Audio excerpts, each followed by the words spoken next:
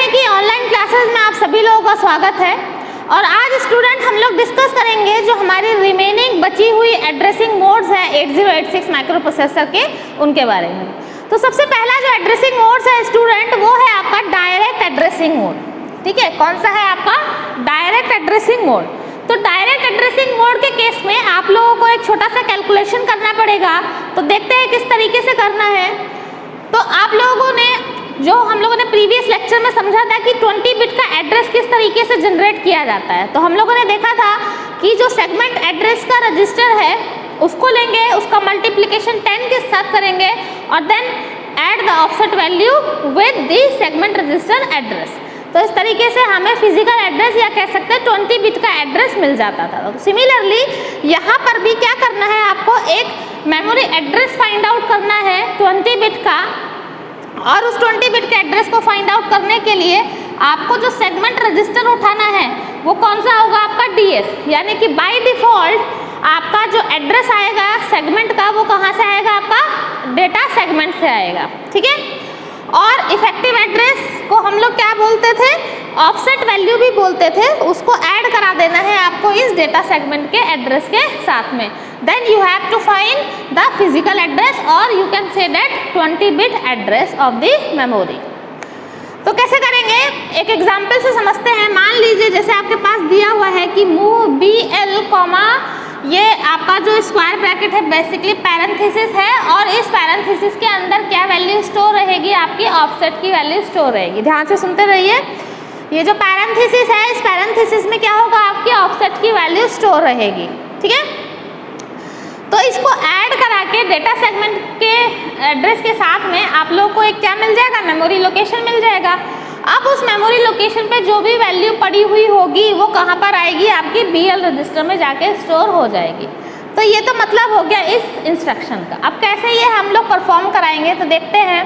मान लीजिए हमने लेट सपोज किया कि जो DS है हमारा बाय डिफ़ॉल्ट सेगमेंट रजिस्टर, उसकी वैल्यू क्या है? आपकी 1050H है। ठीक है।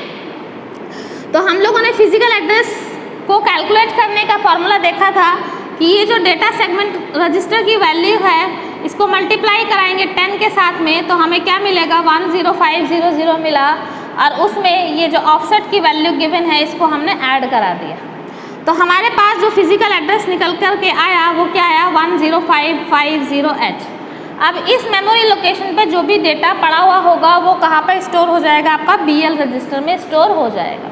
तो यहाँ पे आप देख पा रहे होंगे ये आपका 16 बिट का रजिस्टर ऑर्गेनाइजेशन बना हुआ है जनरल पर्पस रजिस्टर का, जहाँ पर आपका AX को ब्रेक किया गया है AH और AL में, BX को ब्रेक किया गया है BH और BL में, CX को ब्रेक किया गया है CH और CL में, और इसी तरीके से DX को ब्रेक किया गया है DH और DL में। यहाँ पर डेटा सेगमेंट लिया हुआ है मैंने और डेटा सेगमेंट में आपका जो स्टार्टिंग एड्रेस है वो क्या है? आपका 1050H है। और यहाँ पे ये आपका 000, 0010, 0050 ये सब क्या दिए गए हैं? ऑफसेट के एड्रेस दिए गए हैं। ठीक है। तो इसको जब हम ऐड कराएंगे हमारे पास क्या दिया हुआ था? आपकी क्या दिया हुआ था? आपका ऑफसेट एड्रेस 0050H दिया हुआ था एग्जाम्पल में। तो हमने इसको ऐड कराया 1050 के साथ में तो हमारे पास लोकेशन क्या आइडेंटिफाई हुई? 10550। तो अब इस लोकेशन पर देखिए कितना डेटा पड़ा हुआ है? 0F डेटा पड़ा हुआ है। अब इसको उठा के अगर, और ये 0F क्या है? आपका 8 बिट का डेटा है। ठीक है। इसको उठा करके कहाँ पे स्टोर करा देना है? आपको BL रजिस्टर में स्टोर करा देना है, जैसा कि मेरी इंस्ट्रक्शन कह रही थी। ठीक है। तो होप यहाँ पर आप लोगों को क्या समझ में आया हो? डायरेक्ट एड्रेसिंग मोड समझ में आया हो।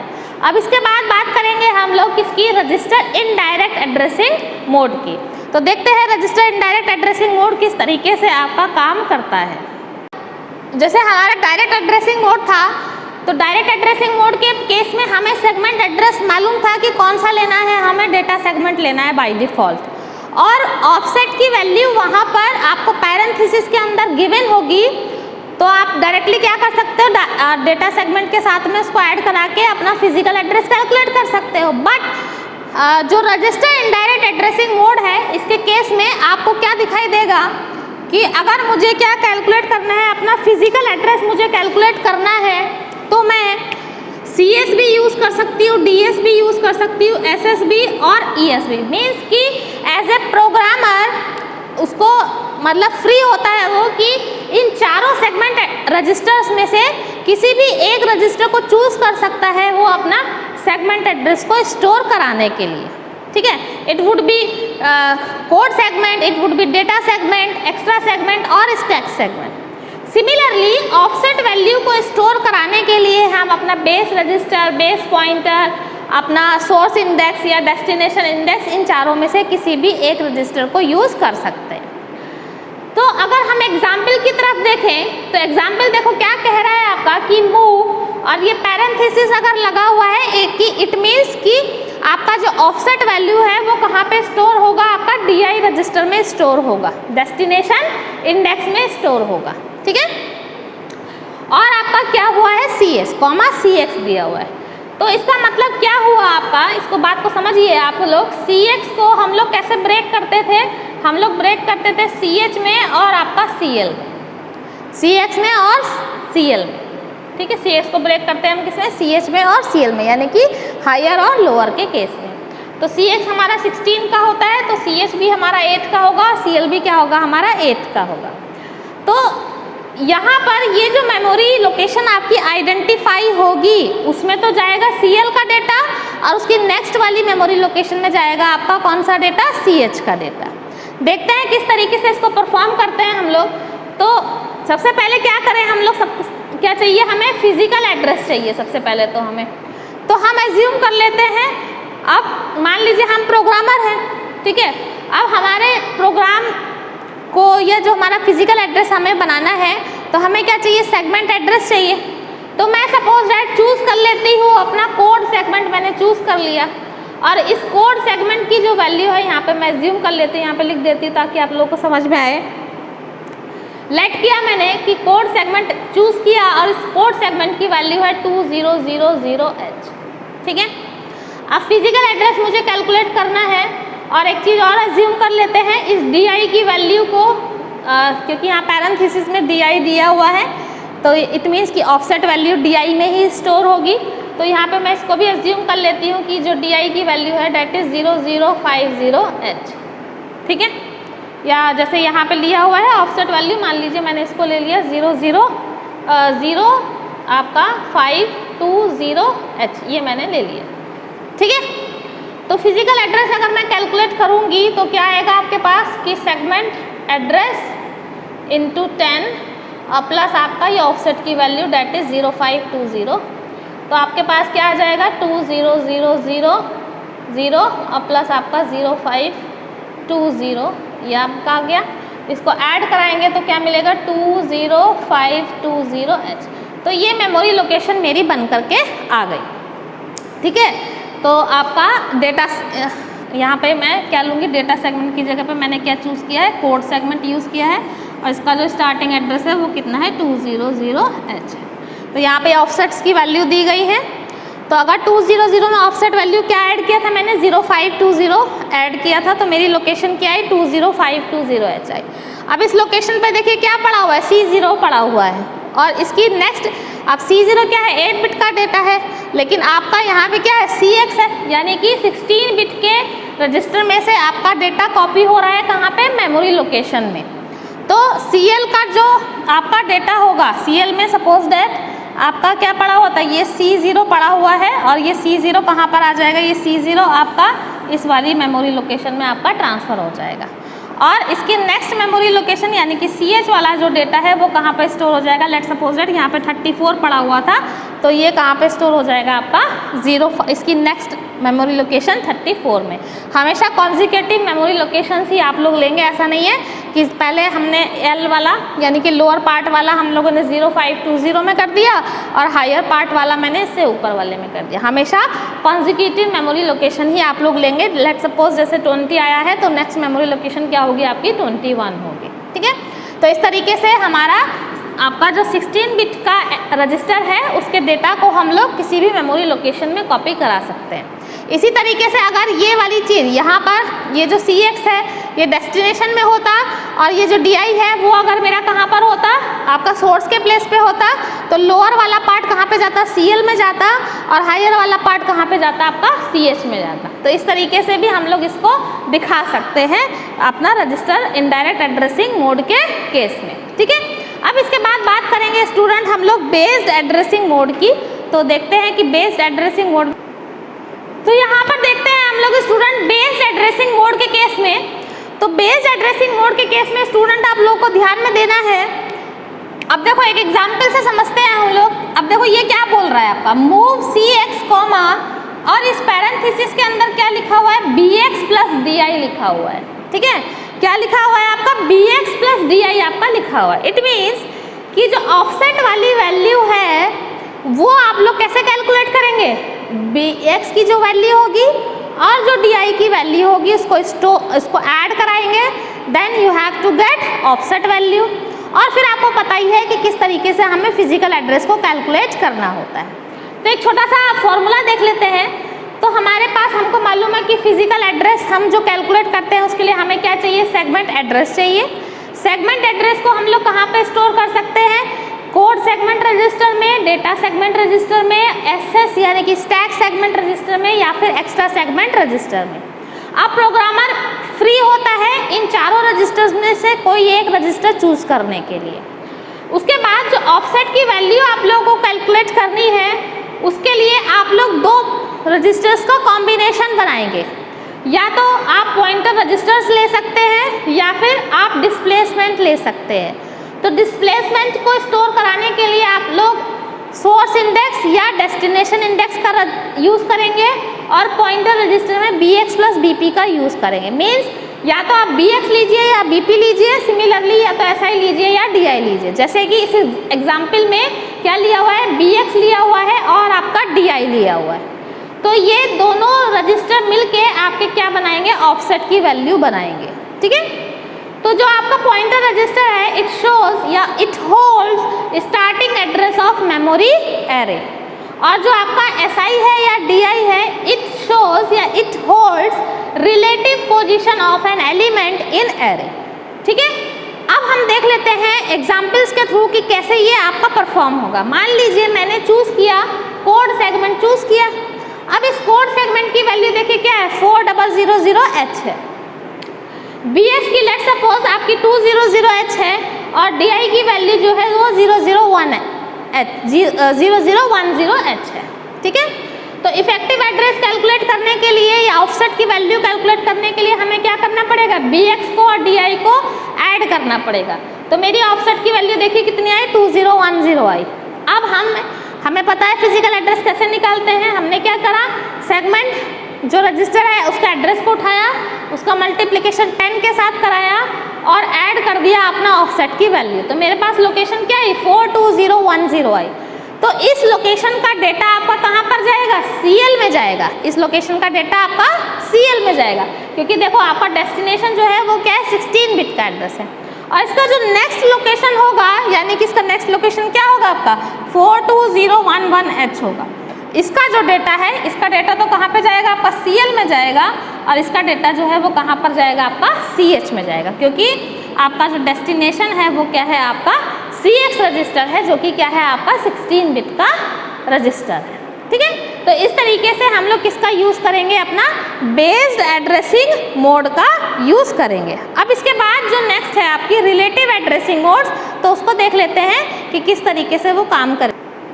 अभी आगे देखते हैं हम लोग रिलेटिव एड्रेसिंग मोड्स की अगर बात करें स्टूडेंट, तो जो मेरा रिलेटिव एड्रेसिंग मोड है वो किसके लिए यूज़ किया जाता है, आपका ब्रांचिंग और लूपिंग इंस्ट्रक्शन के लिए यूज़ किया जाता है।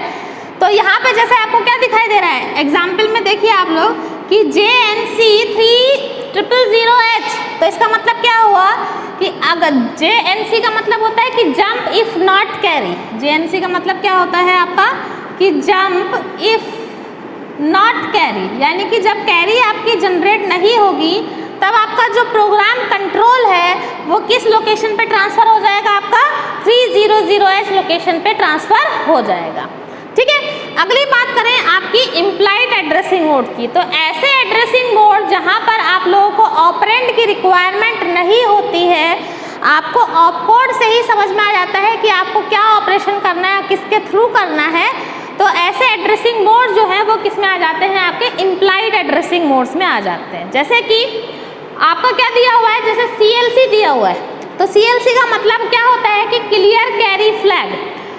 तो हमें मालूम चल गया कि हमें क्या करना है, कैरी फ्लैग को क्लियर करना है। तो अब इसमें हमें ऑपरेंड की रिक्वायरमेंट तो थी नहीं, ना तो हमें रजिस्टर्स की रिक्वायरमेंट थी, ना ही हमारे को मेमोरी लोकेशन की रिक्वायरमेंट थी। यहाँ पर हमें ऑपकोड से ही मालूम चल गया कि हमें क्या ऑपरेशन परफॉर्म कराना है और क्या कराना था, हमें कैरी फ्लैग को क्लियर कराना था। तो इस तरीके के एड्रेसिंग मोड जो है वो किस में आ जाते हैं, आपके इम्प्लाइड एड्रेसिंग मोड में आ जाते हैं। आगे बात करें किसकी, इनपुट आउटपुट मोड डायरेक्ट की बात करें, तो जहाँ पर भी डायरेक्ट वर्ड आ जाएगा स्टूडेंट, तो वहाँ पे आपको समझ जाना है कि जो एड्रेस होगा आपका पोर्ट का वो गिवन होगा, ठीक है। इसी तरीके से अगर मेमोरी की बात की जाएगी तो वहाँ पे मेमोरी का एड्रेस आपको गिवन होगा डायरेक्ट के केस में, और अगर इनडायरेक्ट है तो आपको वहाँ पर उसको आइडेंटिफाई करना पड़ेगा। तो अगर हम एग्जाम्पल्स की बात करें तो यहाँ पर देखो क्या बोल रहा है आपका, आउट 05H, L, यानी कि एक्यूमुलेटर का जो डेटा है आपका, और वो भी किसका, लोअर पार्ट का, वो कहाँ पर जाएगा आपका, इस 05H पोर्ट एड्रेस पे आपका चला जाएगा। इसी तरीके से आपका क्या कह रहा है, INAX, 80H, तो इसका मतलब क्या है, इस पोर्ट एड्रेस पे जो भी डिवाइस कनेक्टेड होगी तो वो कहाँ पर चला जाएगा, आपका एक्यूमुलेटर में चला जाएगा, ठीक है। उसका जो डेटा है वो कहाँ पर जाएगा, आपका एक्यूमुलेटर के अंदर जाएगा। तो यहाँ पे लिखा हुआ है कि port number is an operand, तो पोर्ट नंबर जो है वो किसका काम कर रहा है, एज एन ऑपरेंड का काम कर रहा है। आपको मालूम चल रहा है कि आपको एक्यूमुलेटर टू पोर्ट एड्रेस पे भेजना है या पोर्ट एड्रेस टू आपको कहाँ पर भेजना है, एक्यूमुलेटर में भेजना है। तो जब भी हमें आउट करना होता है तो हमें जो रिजल्ट है उसको डिस्प्ले कराना है, तो डिस्प्ले कराने के लिए आपको कोई डिवाइस आउटपुट पोर्ट पर कनेक्ट करनी पड़ेगी। तो इसीलिए यहाँ पे AL का डेटा कहाँ पर भेजा जा रहा है, किसी पोर्ट एड्रेस पे भेजा जा रहा है। और इनके केस में क्या होगा कि एक्यूमुलेटर टू आप कहाँ पर लोगे, अपने पोर्ट एड्रेस टू कहाँ पर लोगे, एक्यूमुलेटर में लोगे। तो आपके पास यहाँ पे सपोज टेम्परेचर सेंसर कनेक्टेड है, और टेम्परेचर सेंसर जो है वो वैल्यू को कहाँ पर भेजना है, अपना एक्यूमुलेटर में सेंड कर रहा है, ठीक है। तो यहाँ पर क्या है, आपको एड्रेस जो है, पोर्ट एड्रेस क्या है आपका गिवन है, तो इसीलिए इसको हमने बोला input output mode, direct addressing mode. अब इसी तरीके से बात की जाए किसकी, आपकी input output indirect addressing mode की बात की जाए, तो यहाँ पे देखो आपका क्या है, आउट DX, AL दिया हुआ है। तो अब DX की कोई वैल्यू है, मान लीजिए 3500H है, तो जो आपका AL का 8 बिट का डेटा है, क्योंकि AL क्या है आपका लोअर पार्ट का है, AX को हमने दो पार्ट में डिवाइड किया था, AH और AL में, तो AL क्या था, लोअर पार्ट का एड्रेस, आपका लोअर पार्ट का डेटा स्टोर करके रखेगा। तो इसका जो डेटा है वो कहाँ पर जाएगा, आपका DX रजिस्टर में जा करके क्या हो जाएगा, कॉपी हो जाएगा। तो यहाँ पर मैंने लिख दिया है कि then 8 bit data is move from AL to the port with address 3500H, ठीक है। तो यहाँ पर देख पा रहे हैं आप लोग कि पोर्ट एड्रेस गिवन नहीं है, उसकी जगह पर हम लोगों ने कौन सा रजिस्टर यूज़ किया है, DX रजिस्टर यूज़ किया है, और उसका एड्रेस सपोज डेटा का 3500H है। तो आपका ये जो AL वाला जो भी डेटा होगा वो कहाँ पर चला जाएगा, इस एड्रेस पे आपका चला जाएगा, ठीक है। अब अगर बात की जाए नेक्स्ट एड्रेसिंग मोड की, जो कि क्या है आपका स्ट्रिंग एड्रेसिंग मोड है, तो इस केस में आपका कुछ इस तरीके से इंस्ट्रक्शन आएगी कि मूव S बाइट, इस तरीके से आएगी। तो अगर S लिखा हुआ है तो S का मतलब क्या होता है, स्ट्रिंग या फिर एरे, और बाइट जो है वो किसको डिनोट करता है, आपका मेमोरी लोकेशन को डिनोट करता है। तो अगर आपका ये वाली मूव S बाइट करके अगर इंस्ट्रक्शन आ जाती है तो आप समझ जाएंगे कि यहाँ पर किसकी बात हो रही है, आपकी स्ट्रिंग या एरे की बात हो रही है, और बाइट क्या है, आपका मेमोरी लोकेशन। अब इसमें दो पॉइंट आपको ध्यान में रखने हैं इस एड्रेसिंग मोड के केस में। पहला पॉइंट क्या कहता है कि जो आपका सोर्स इंडेक्स है, ठीक है, आपका कौन सा है, आपका, आप लोगों ने इंडेक्स रजिस्टर पढ़े थे, सोर्स इंडेक्स और क्या पढ़ा था, डेस्टिनेशन इंडेक्स। तो अगर आपका SI जो है वो किसको पॉइंट आउट करेगा कि जो आपकी फर्स्ट बाइट है या वर्ड है आपका किसका, सोर्स का, वो कहाँ पर होगा, आपका सोर्स इंडेक्स में होगा। इसी तरीके से आपका जो डेस्टिनेशन है उसका आपका जो DI है वो क्या करेगा, आपका पॉइंट करेगा फर्स्ट बाइट और वर्ड को, किसका, आपका वर्ड ऑफ द डेस्टिनेशन को। सिंपल सी अगर लैंग्वेज में बात की जाए तो जैसे आपका नाम से भी डिनोट हो रहा है SI और DI, तो SI का मतलब क्या होता है, सोर्स इंडेक्स, और DI का मतलब क्या होता है, डेस्टिनेशन इंडेक्स। तो जो सोर्स इंडेक्स है वो किसको डिनोट करेगा आपका, कि फर्स्ट बाइट और वर्ड किसका, सोर्स के। भाई सोर्स इंडेक्स है ना, तो सोर्स की वैल्यू को ही स्टोर कराएगा। तो जो सोर्स है उसका फर्स्ट बाइट या वर्ड को स्टोर कराएगा आपका सोर्स इंडेक्स। इसी तरीके से जो डेस्टिनेशन है उसका फर्स्ट बाइट या फिर आपका वर्ड उसको कहाँ पे स्टोर कराएगा, डेस्टिनेशन इंडेक्स में स्टोर कराएगा। इसी तरीके से अगर बात की जाए जो आपके कौन से होते हैं, सेगमेंट रजिस्टर होते हैं, तो सोर्स के लिए हम लोग कौन सा रजिस्टर यूज़ करते हैं, सेगमेंट रजिस्टर में आप लोग ध्यान करके लिख लीजिएगा कि आपका सोर्स के लिए यूज़ किया जाता है, फॉर दिस सोर्स आपका यूज़ किया जाता है डेटा सेगमेंट, ठीक है। और आपका जो डेस्टिनेशन है, डेस्टिनेशन, तो डेस्टिनेशन के लिए यूज़ किया जाता है आपका एक्स्ट्रा सेगमेंट, ठीक है। बात आ रही है समझ में। तो SI के केस में तो क्या करोगे आप लोग, जो सोर्स है उसका फर्स्ट बाइट या वर्ड को स्टोर कराओगे सोर्स इंडेक्स में। डेस्टिनेशन के केस में उसका डेस्टिनेशन का फर्स्ट बाइट और वर्ड कहाँ पे स्टोर कराओगे, डेस्टिनेशन इंडेक्स में। और जो सोर्स आपका सोर्स के लिए जो सेगमेंट रजिस्टर होगा वो कौन सा चूज़ करोगे आप लोग, डेटा सेगमेंट। और डेस्टिनेशन के लिए आप लोग जो सेगमेंट रजिस्टर चूज़ करोगे वो कौन सा होगा आपका ES यानी कि एक्स्ट्रा सेगमेंट। अब हमारे पास जो आपकी एड्रेसिंग मोड्स बचती हैं वो कौन सी है, आपकी बेस्ड इंडेक्स एड्रेसिंग मोड और आपका बेस्ड इंडेक्स एड्रेसिंग मोड। तो देखते हैं कि हमारी based addressing index addressing mode और बेस्ड इंडेक्स एड्रेसिंग मोड क्या कहती हैं। तो इंडेक्स एड्रेसिंग मोड के केस में देखिए कुछ इस तरीके का फॉर्मेट आपको दिया जाएगा इंस्ट्रक्शन का। यहाँ पे मैंने एक एग्जाम्पल लिया हुआ है इंडेक्स एड्रेसिंग मोड के केस में। तो यहाँ पे देखिए आपको क्या दिखाई दे रहा है कि मूव BX कॉमा और ये पैरेंथेसिस के अंदर SI और प्लस आपका 003H आपका दिया हुआ है, ठीक है। तो एग्जाम्पल के थ्रू अगर हम देखेंगे तो यहाँ पे देखो ये आपका CS, DS, SS, ES ये आपको मालूम ही है, ये क्या है, मेरे सेगमेंट रजिस्टर्स हैं और इन सेगमेंट रजिस्टर में आपका सेगमेंट एड्रेस आपका स्टोर होगा, ठीक है। तो हमें PA कैलकुलेट करना है तो इन चारों में से कोई सा एक सेगमेंट रजिस्टर हम चूज कर सकते हैं। और ऑफसेट के लिए ये आपका जो बनाएगा वो क्या बनाएगा, ऑफसेट की वैल्यू। तो ऑफसेट की वैल्यू या तो CI, SI या DI में स्टोर होगी और साथ में क्या दिया होगा आपको 8 बिट और 16 बिट का डिस्प्लेसमेंट वहाँ पर दिया होगा। जैसे कि इस एग्जाम्पल में आपको क्या दिया हुआ है कि SI दिया हुआ है और 003H ये 16 बिट का डिस्प्लेसमेंट यहाँ पर गिवन है। तो ये आपका 8 बिट का भी हो सकता है और 16 बिट का भी हो सकता है। तो अब इन दोनों को कंबाइन करके हमें क्या मिलेगा, ऑफसेट की वैल्यू मिलेगी। अब उस ऑफसेट की वैल्यू को आप क्या कराएंगे, सेगमेंट एड्रेस के साथ में ऐड करा देंगे तो आपको क्या मिल जाएगा, फिजिकल एड्रेस मिल जाएगा। अब उस फिजिकल एड्रेस पे जो भी डेटा पड़ा हुआ होगा वो कहाँ पे स्टोर हो जाएगा, आपका BX रजिस्टर में स्टोर हो जाएगा। ये प्रीवियस जो एग्जाम्पल्स है उसमें भी देख चुके हैं हम लोग कि अगर हमारे पास लोकेशन आई, लेट सपोज दैट कि 00501H इस तरीके से 20 बिट का एड्रेस आइडेंटिफाई हुआ आपका या फिजिकल एड्रेस आइडेंटिफाई हुआ। अब यहाँ पे क्योंकि क्या दिया हुआ है, BX दिया हुआ है, BX क्या है आपका 16 बिट का है, तो इस वाली लोकेशन का डेटा तो कहाँ पर जाएगा, आपका BL में जाएगा। और इसके नेक्स्ट लोकेशन लेट सपोज 00502 तो उसका डेटा कहाँ पे जाएगा, आपका BH में जाएगा। अगर यहाँ पे क्या दिया होता, सिंपल BL दिया हुआ होता तो आप क्या मान लीजिए ये लोकेशन आपकी आइडेंटिफाई हुई तो इसका डेटा कहाँ पे जाता, सिंपल BL में जाता, तब हमें BH वाला काम करने की ज़रूरत नहीं थी, ठीक है। तो सिंपली क्या आना चाहिए आपको फिजिकल एड्रेस कैलकुलेट करने के लिए आना चाहिए। तो आपने देखा ये वाला फॉर्मेट है तो हमें मालूम चल गया कि ये किस एड्रेसिंग मोड के अंदर आएगा, इंडेक्स एड्रेसिंग मोड के केस में आएगा। तो इंडेक्स एड्रेसिंग मोड के केस में ही आपको 8 बिट का या 16 बिट का डिस्प्लेसमेंट देखने को मिलेगा।